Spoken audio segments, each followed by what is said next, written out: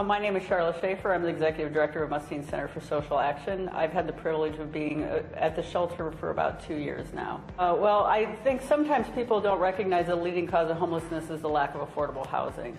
And so we see that every day. Our families are spending 60 to 80% of their income on rent, and sometimes 90%, leaving very little for anything else. And so what happens, they hit a hiccup expense, and now they're on the verge of homelessness. And you know, that's when you're stretching your budget like that, it's hard to have money left over for food, and nutrition becomes an issue for our clients. And in our community, we served last year 227 households with 319 children, so about 600 people.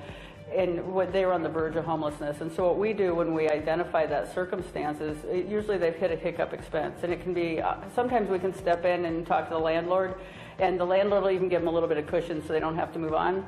Sometimes it can be $14 because they can't afford to fix their flat tire, and then they're going to lose their job over that, and they just don't have that kind of money. Or $25 to get a birth certificate to get their job. And what's interesting is people are like, well, they should have their birth certificate, but if you put, sometimes if people are unhoused, they will put their things in storage, and then they can't afford to pay storage, and now their children's birth certificates and their baby pictures and their everything's locked away, and they can't even get to that to restart their lives. So very small amounts.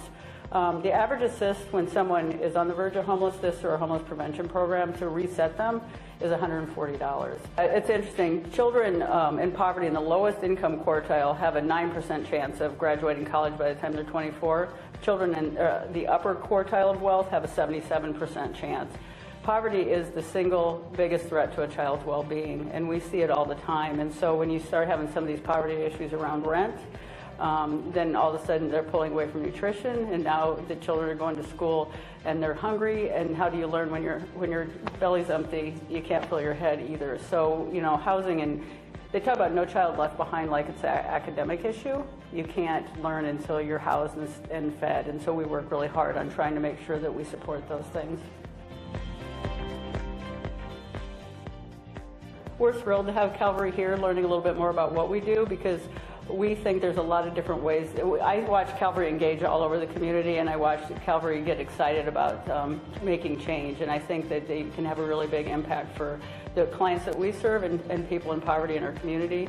Often people in poverty don't have middle-class connections, so sometimes it's just being a mentor or a friend, and we can align people around career opportunities, we can align people around educational opportunities where they can work with one-on-one.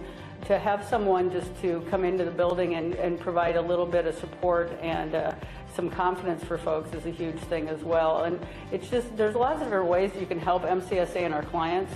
You know, we're donation-based, so if you come in and you say, well, I just want to help in the building a little bit, we can certainly use those kind of support services.